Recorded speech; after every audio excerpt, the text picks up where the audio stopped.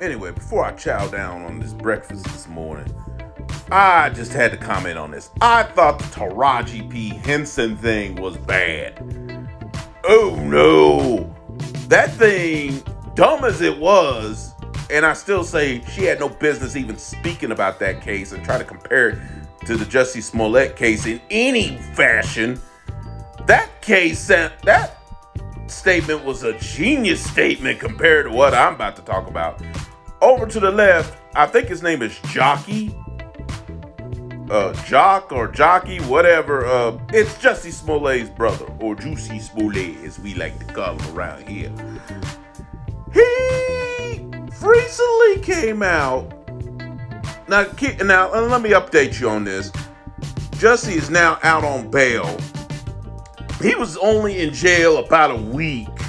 Talk about he was fasting, only drinking water, and this and that. Anyway, ridiculous.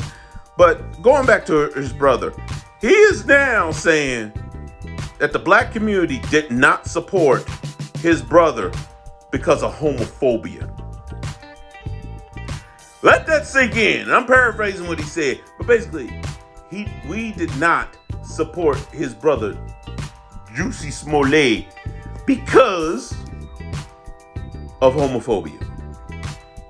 Now, I am very straight.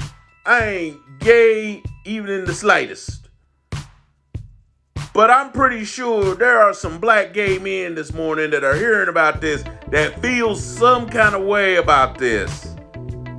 Yes, is there homophobia in the black community? Yeah. I'll be the first to admit it. Yeah.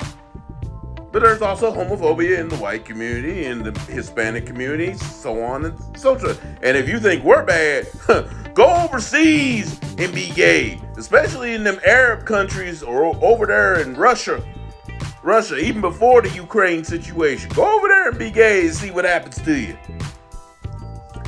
But anyway, getting back on this, that has nothing to do with what your situation is. To quote Dave Chappelle, yeah, we were supporting you by staying quiet because we knew your case was a bunch of bull. We knew your case was bull from the get-go. Because what any man really, but especially a black man, what black man is going to be out in below sub-zero, below zero weather trying to get a Subway sandwich? This is a dude that these are people that don't live in reality, or at least don't live in the same reality that most of us do, because they have privilege, they have money, and unfortunately it's done something to their brain. Because how do you equate that? No, your brother's in the situation because he lied. He tried to say two white guys, two MAGA supporters, jumped him, called him a racial slur, called him a homophobic slur, yet none of that happened. And the two Nigerian dudes that you set up to do that, which, by the way, on a side note update, they're now suing Jussie Smollett. They're now suing him, which I say good. I hope them brothers get as much as they can get out of that man. But getting back to this, no, the black community didn't support you openly because you lied. You lied.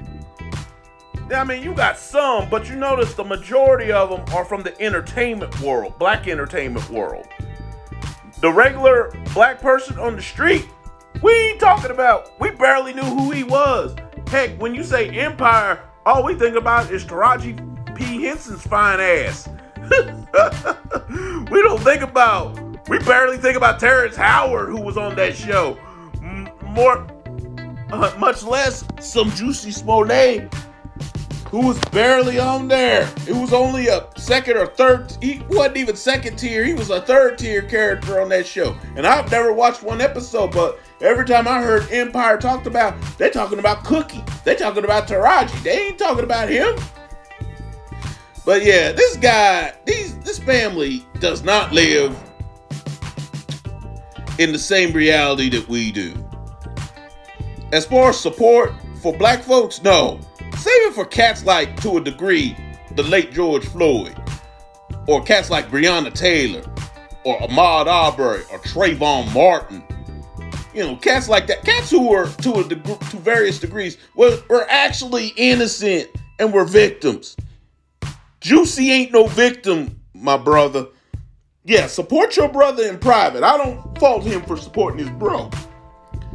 But stop saying ridiculous claims like this. You're making yourself look stupid. You're turning black people against y'all slowly more and more each day. And now you're turning the one segment that might have came to your defense, but they probably ain't now. So that's all I got to say for this edition of A.T.S.B.S. And if you don't know what that means, that simply means, ain't this some bull?